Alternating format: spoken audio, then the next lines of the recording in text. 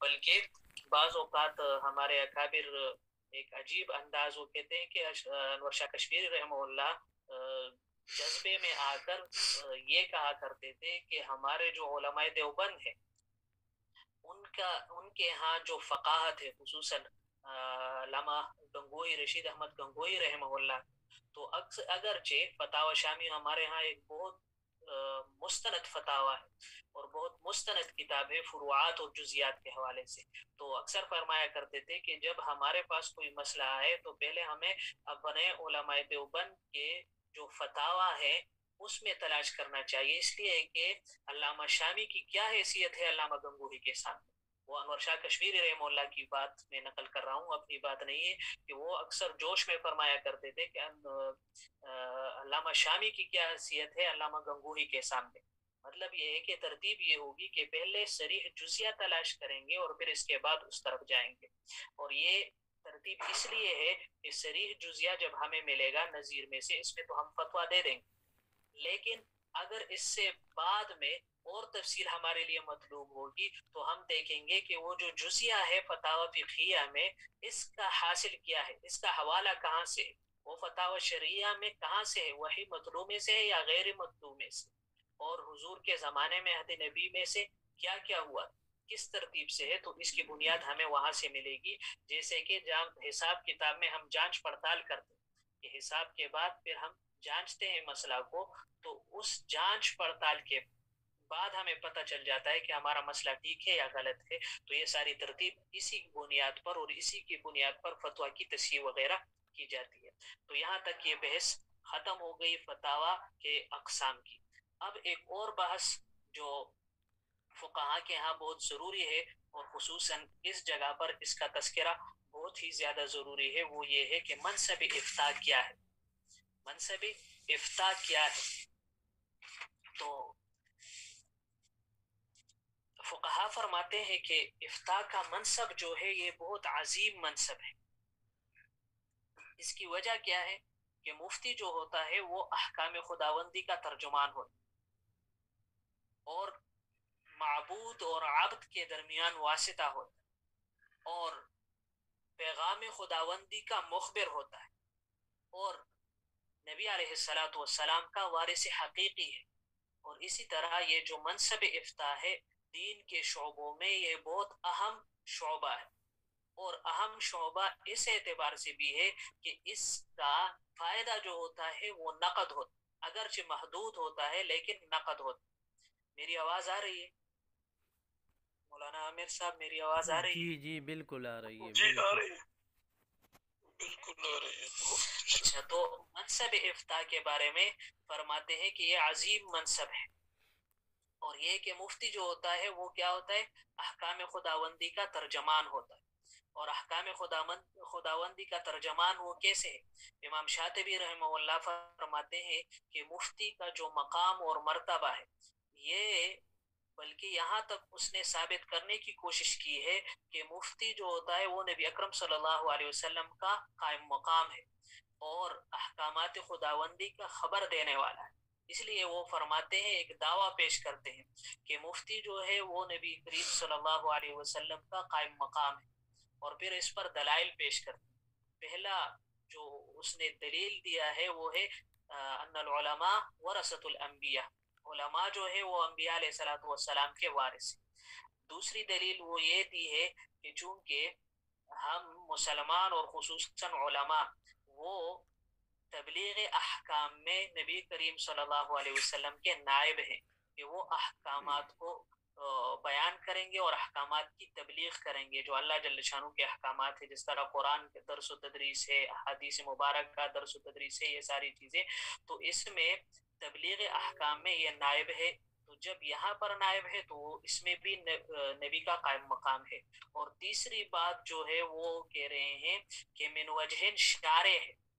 مفتی جو ہوتا ہے وہ من وجہ شارع ہے، اس لیے کہ جو کچھ اسے پہنچا ہے، مفتی کو جو کچھ پہنچا ہے، چاہے وہ فتاوی شرعیہ میں سے ہے یا فتاوی فقہیہ میں سے ہے، یا تو وہ منقولی ہوگا یا مستنبط من المنقول ہے، جو کچھ مفتی کے پاس پہنچا ہوا ہے یا منقولی ہے فتاوی شرعیہ وغیرہ، یا اگر فتاوی فقہیہ ہے تو وہ مستنبط من المنقول ہے. تو فتاوی شرعیہ وغیرہ ہے تو منقولی چیزوں میں مفتی وہ مبلغ ہوتا ہے،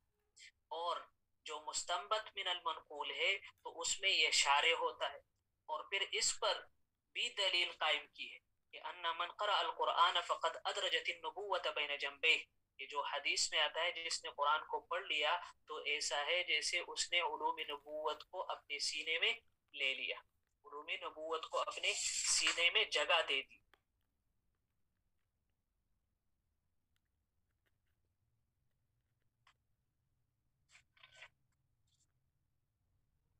تو یہ دلیل انہوں نے اس پر پیش کی ہے. اور دوسری یہ بات بھی کی ہے کہ مفتی جو ہوتا ہے وہ اللہ جل شانہ کی طرف سے خبر دینے والا ہوتا ہے، پیغام رساں ہوتا ہے، جس طرح نبی ہوتا ہے. اسی وجہ سے تو اللہ جل شانہ نے جو مفتی کا تذکرہ کیا ہے اس کی اطاعت کا حکم دیا ہے، اطیعوا اللہ و اطیعوا الرسول وَأُولِي الْأَمْرِ مِنْكُمْ، جو سورہ نساء کی 59 نمبر آیت ہے. تو اس کے بارے میں احکام القرآن میں ابو بکر جساس رحمہ اللہ فرماتے ہیں کہ اس اولی الامر کی تفسیر میں علماء کا اختلاف ہے، لیکن ایک قول یہ بھی ہے، بلکہ راجح تفسیر انہوں نے ذکر کی ہے کہ انہم اولو الفقہ والعلم، کہ یہ فقہاء اور علماء ہیں. اولی الامر سے مراد فقہاء اور علماء ہے. تو فقہاء اور علماء، جس طرح اللہ کی اطاعت لازمی ہے، اللہ نے امر کے صیغے سے فرمائی اطیع اللہ، اور اسی کے ساتھ اطیع الرسول، اور پھر وہ اولی الامر اس کا عطف بھی ہے، مطلب اولی الامر کی اطاعت. تو جب اللہ جل شانہ نے مفتی کے اطاعت کا حکم دیا ہے، اطاعت کا حکم دیا ہے، اور اپنے درجے کے ساتھ جس طرح اللہ نے اپنی اطاعت کا حکم دیا ہے تو اس کے ساتھ مقارن ذکر کیا ہے، اطاعت کو مقارن کیا ہے اللہ اور رسول کے ساتھ. تو یہاں پر اس کی اہمیت کا اندازہ ہوتا ہے کہ یہ جو مفتی ہوتا ہے یہ نبی کا قائم مقام ہے، نبی کا قائم مقام ہے. اور دوسرا جو اہم مسئلہ ہے کہ اللہ جل شانہ نے مفتی کا ذکر اہل ذکر سے کیا ہے، فاسألوا اہل الذکر ان کنتم لا تعلمون، کہ اگر کسی کو کوئی مسئلہ معلوم نہ ہو تو اہل ذکر سے پوچھ. یعنی امور شرعیہ میں مراجعت کا حکم دیا گیا ہے کہ اہل ذکر کی طرف جاؤ. اب جب مفتی کے سامنے سوال آتا ہے اور پھر وہ اس کا جواب تلاش کر کے جواب دیتا ہے، تو یہ کیوں؟ اس لیے کہ اللہ جل شانہ نے لوگوں کو حکم دیا ہے کہ وہ مراجعت کرے اس مفتی کے پاس، اور وہ لوگ جب آ جاتے ہیں تو وہ اللہ جل شانہ کے اس حکم پر عمل کرتے ہوئے، تو جب لوگ اس حکم پر عمل کرتے ہوئے یہاں آ جاتے ہیں، اس حکم پر عمل کرتے ہوئے یہاں آ جاتے ہیں، تو اب ہمیں بھی اس حکم پر عمل کرتے ہوئے اہل ذکر کے طور پر ان کو جواب دینا ہے، اور اسی منصب کے مطابق ان کو فتویٰ بھی دینا ہے اور ان کی خدمت بھی کرنی چاہیے. اسی طرح جو مفتی ہوتا ہے وہ خالق اور مخلوق کے درمیان واسطہ ہے، معبود اور عبد کے درمیان واسطہ ہے. اور فرماتے ہیں کہ معبود اور عبد یہ رشتہ جو ہے وہ عاشق اور معشوق کا رشتہ ہے، اور عاشق اور معشوق کے درمیان جو رموز وغیرہ ہوتے ہیں تو بعض اوقات کرامن کاتبین راہم خبر نیست، لیکن یہاں پر معاملہ جو عبد ہوتا ہے وہ عبادت کے لیے، بندگی کے لیے، عبودیت کے لیے مفتی کے پاس آ جاتا ہے کہ میں کیسے اپنے معبود کے ساتھ تعلق کو قائم رکھوں، تعلق کیسے بناؤں، تعلق قائم کیسے رکھوں، اور تعلق کو قوی کیسے بناؤں. تو یہ اس میں بھی واسطہ ہوتا ہے. اب اس تعلق کو مضبوط بنانا، پہلے سے ابتدا سے اس تعلق کو قائم کرنا، پھر اس تعلق کو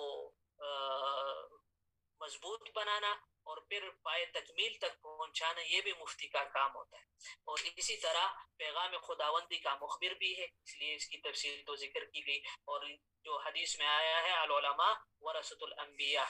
انبیاء علیہ الصلوۃ والسلام جو میراث چھوڑتے ہیں تو اس میں درہم اور دینار نہیں ہوتے، بلکہ وہ علم ہے، اور جس نے اس علم سے جتنا بھی حاصل کیا وہ انبیاء کے میراث میں سے حاصل کر لیا. تو وہ حقیقی وارث ہیں، تو جس طرح وہ رسا ہوتے ہیں تو وہ وہی چیز تقسیم کریں گے جو میراث میں اس سے ملا ہے. اور ایک بات یہ ہے کہ یہ ایک اہم شعبہ ہے. جب درس و تدریس کا شعبہ ہے، ہو سکتا ہے طالب علم ہم سے درس سنے یا ہم نے اساتذہ سے درس سنا ہے، لیکن ہو سکتا ہے مسائل ہم نے ایسے سیکھے ہوں کہ پوری زندگی میں اس پر عمل کرنے کی نوبت نہ آئے.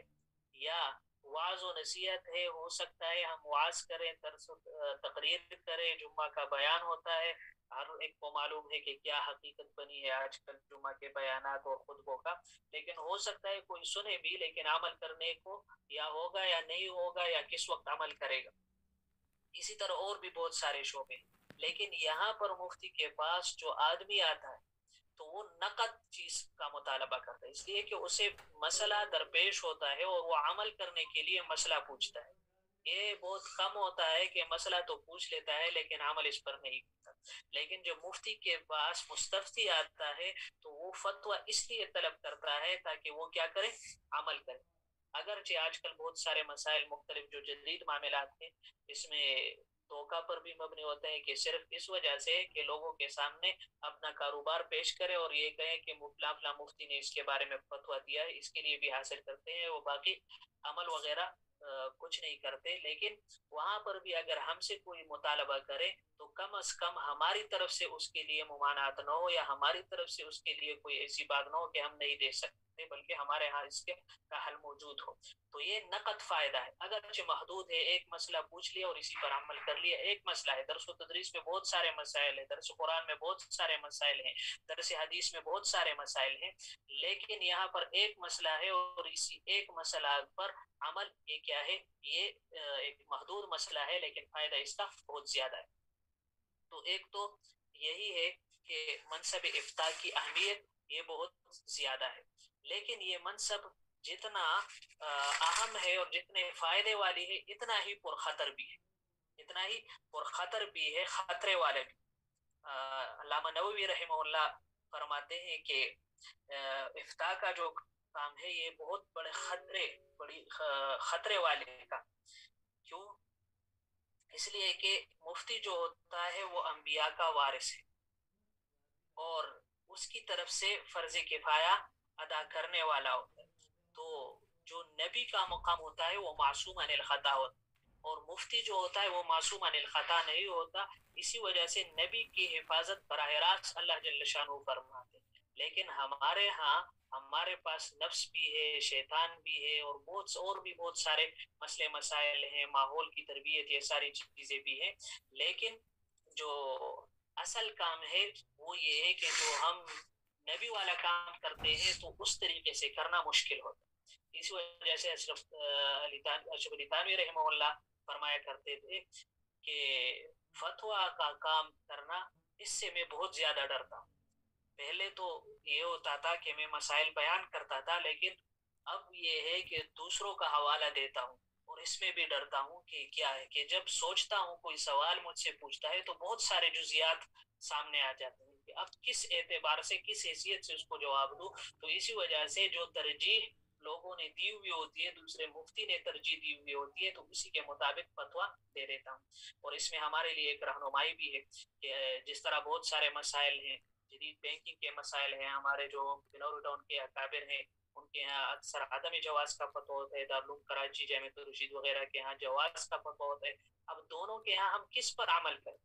تو اب اس حیثیت سے اب بجائے اس کے کہ ہم خود سے فیصلہ کریں کہ میرا فتویٰ تو دارالعلوم کراچی کے فتویٰ کے مطابق ہے یا میرا فتویٰ بنور ٹاؤن کے فتویٰ کے، بلکہ ہم یہ کریں کہ یہ جو فتویٰ ہمارے اکابر نے دیا ہے اب جس کے ساتھ مناسبت ہو اسی کے مطابق. اس طرح زکوٰۃ کا مسئلہ ہے، ذم القیمت اور ذم الاجزاء، تو ہمارے ہاں بہت سارے مسائل ہیں. اب اگر کوئی آپ سے یہ بھی پوچھ لے کہ آپ کس پر عمل کر رہے ہیں یا زیادہ آپ کے نزدیک کیا ہے، تو پھر اس کے مطابق چونکہ وہ آپ سے اپنے عمل کے بارے میں تو ذاتی یہ سارے بیان کرتے ہیں، لیکن جو ترتیب ہے وہ ہم نے یہ نہیں بیان کرنا ہے کہ نعوذ باللہ لوگ ہمارے اکابر سے بدسن ہو جائیں. اس لیے کہ جو ہمارے ہاں عدم جواز کا فتویٰ ہے وہ بھی کسی ذاتی عناد کی وجہ سے نہیں ہے، یا اگر جواز کا فتویٰ ہے وہ بھی کسی ذاتی عناد کی وجہ سے نہیں، ان کی تحقیق ہے اور وہ بھی اخلاص پر مبنی ہے. لیکن خود ہمارے ہاں جب اس طرح کے مسئلے پیش آئے تو ہمیں اس میں اپنی طرف سے جواب دینے کے بجائے اپنے اکابر پر اعتماد کرتے ہوئے اپنی جان چھڑانی ہے، اس لیے کہ ہو سکتا ہے کہ حق ایک طرف ہو، درستگی ایک طرف ہو، اور ہم اسی وجہ سے کہ ہم خود بھی درستگی پر نہ ہو، دوسروں پر بھی اس کو لازم کریں، تو اس میں بھی احتیاط ہے، اسی وجہ سے احتیاط بھی کرنا چاہیے، اور دونوں طرف سے واقفیت بھی ہو. جس طرح ڈیجیٹل تصویر ہے تو اس میں ایک طرف بالکل عدم جواز ہے، ایک طرف جواز ہے، لیکن درمیان میں ایک فتویٰ ایسا بھی ہے کہ بعض ضرورت کے وقت جن جن چیزوں میں ضرورت ہوتی ہے اور وہ ضرورت حاجت کے بقدر ہوتی ہے، یا جو اس میں ایسے اصول ہو سکتے ہیں جو حالت اضطرار یا جنگ وغیرہ کے اصول وغیرہ ہیں، تو اس میں جائز ہے، یا اگر اس طرح کی صورت نہ ہو تو پھر ناجائز ہے، تو درمیان والی صورت بھی نکل سکتی. حضرت عطا رحمہ اللہ جو مشہور تابعی ہیں، وہ فرماتے ہیں کہ میں نے ایسے اقوام کو پایا ہے، ایسے لوگوں کو دیکھا ہے کہ ان سے اگر کسی سوال کے بارے میں پوچھا جاتا تھا اور وہ جواب دیتے تو جواب دیتے ہوئے ان پر کب کبھی طاری ہوتی، ڈر کی وجہ سے کہ ہم یہ جو جواب دے رہے ہیں وہ اللہ کی طرف سے نائب بن کر، اللہ کے رسول کی طرف سے نائب بن کر جواب دے رہے ہیں، تو اس میں بہت زیادہ احتیاط کرنی چاہیے. اسی طرح امام اعظم ابو حنیفہ رحمہ اللہ کا قول آداب الفتوہ میں علامہ نووی رحمہ اللہ نے ذکر کیا ہے، وہ فرماتے ہیں کہ اگر مجھے یہ ڈر نہ ہوتا کہ علم ضائع ہو جائے تو ما افتے، میں فتویٰ نہ دیتا، لیکن علم ضائع ہونے کا ڈر ہے اسی وجہ سے. حالانکہ ہم سب کو معلوم ہے کہ امام ابو حنیفہ رحمہ اللہ نے فتویٰ کے لیے کتنی تحقیق، وہ جو آگے انشاءاللہ تفصیل آئے گی تو اس میں ایک سبق میں بیان کریں گے کہ امام ابو حنیفہ رحمہ اللہ سے جو ثابت ہے کہ اگر کوئی میری کوئی بات حدیث کے خلاف ہو تو اس بات کو دیوار پر پھینک دو، تو اس میں انشاءاللہ تفصیل آئے گی کہ امام ابو حنیفہ رحمہ اللہ کی فقاہت کیا ہے، اور علامہ زاہد الکوثری رحمہ اللہ نے فقہ العراق و حدیثوں میں اس پر کافی ساری تفصیل بھی بیان کی ہے، اور وہ جس انداز سے فقہی بحث ہوا کرتی تھی اور پھر اس میں فتویٰ دیا جاتا تھا، رائے اختیار کی جاتی تھی، تو وہ ساری احتیاطات کے باوجود وہ فرماتے ہیں کہ اگر مجھے علم کے ضائع ہونے کا ڈر نہ ہوتا تو میں فتویٰ نہ دے. اسی طرح انور شاہ کشمیری رحمہ اللہ جو خاتمۃ المحدثین کا لقب انہوں نے پایا ہے، اور بہت زیادہ حافظہ کے اعتبار سے، تقوی اور ورع کے اعتبار سے کیا مقام ہے، وہ فرماتے ہیں کہ فقہ بہت مشکل علم، اگر ہر علم میں اپنی رائے رکھتا ہوں سوائے فقہ، اس لیے کہ اس میں جو اجتہادی مسائل ہیں اس میں تفقہ کرنا یہ میری استطاعت اور قدرت سے باہر ہے. تو انور شاہ کشمیری رحمہ اللہ جیسی شخصیت وہ بھی فرماتے ہیں کہ اس میں فقہ میں میرے لیے اپنی رائے رکھنا اور یہ ساری چیزیں اختیار کرنا یہ میرے لیے بہت مشکل ہے. اسی طرح شیخ الاسلام مفتی تقی عثمانی حفظہ اللہ نے اصول الافتاء و آدابہ میں صحابہ، تابعین، تبع تابعین اور اکابر بزرگوں کی بہت سارے واقعات اور بہت ساری تفصیلیں ذکر کی ہیں کہ یہ جو فتویٰ کا منصب ہے وہ کتنا خطرناک ہے، کس حیثیت سے، اس کا بھی لحاظ رکھنا چاہیے. علامہ شامی رحمہ اللہ آگے جب ہم انشاءاللہ تفصیل پڑھیں گے چوتھے یا پانچویں سبق میں انشاءاللہ وہ اشعار بھی آ جائیں گے. فَلَيْسَ يَجْسُرُ عَلَى الْأَحْكَامِ سِوَى شَقِيٍّ خَاسِرِ الْمُرَامِ، کہ مسئلہ پر حکم لگانے پر جرأت کرنا، جلدی کرنا، جرأت کرنا صرف کیا ہے، شقی، بدبخت اور جو محروم آدمی ہوتا ہے اس کا کام ہوتا ہے کہ فوراً ہی فتویٰ. بعض اوقات مسئلہ ایسا ہوتا ہے کہ جب ہمارے سامنے آتا ہے تو فوراً ہی ہم جواب دیتے ہیں، معلوم نہیں ہوتا کہ فتاوی شرعیہ اس سے متعلق کیا ہے، فتاوی فقہیہ کیا ہے، جزئیات کیا ہے، اکابر کی رائے کیا ہے، یا ترتیب اصول کیا ہے، اصول فقہ میں کیا ترتیب ہے، قواعد فقہ میں کیا ترتیب ہے، اصول افتاء میں کیا ترتیب ہے. یہ معلوم نہ ہوتے ہوئے بھی اس طرح ہمارے یہاں عام ترتیب ہے طلباء اور علماء میں بھی اور عوام الناس میں بھی ہوتا ہے کہ جب کوئی آدمی آ جاتے ہیں اور سوال پوچھ لیتے ہیں اور بس فوراً سے ہر ایک مفتی بن کے جواب دے دیتے ہیں. تو یہ اس کے بارے میں علامہ شامی رحمہ اللہ فرماتے ہیں فَلَيْسَ يَجْسِرُ عَلَى الْأَحْكَامِ سِوَى شَقِيٍّ خَاسِرِ الْمُرَامِ. تو بدبخت آدمی ایسا ہوتا ہے کہ وہ فوراً ہی جواب دیتا ہے. اس کا مطلب یہ نہیں ہے کہ جو ہمیں مسئلہ معلوم بھی ہے، تحقیق بھی ہے، ساری تفصیل بھی معلوم ہے، اس کے باوجود بھی ہم فتویٰ نہیں دیں. تو اس سے بھی منع آیا ہے کہ جب ہمیں تفصیل معلوم ہو اور تب بھی ہم اس تفصیل کو بیان نہ کریں تو یہ کیا ہے، علم کو چھپانے کے بارے میں، کہ حق وہ چھپانا ہوتا ہے، اسی وجہ سے اس کا لحاظ رکھنا چاہیے۔ تو آج کے سبق کا جو خلاصہ ہے اس میں ہم نے ایک تو اس کورس کا مقصد کیا ہے کہ جو جدید مسائل ہیں اور خصوصاً ہمارے حالات ہیں، لوگ نماز کے مسائل سے ناواقف ہیں، طہارت کے مسائل سے ناواقف ہیں، اس لیے بنیادی عقائد اور بنیادی مسائل سے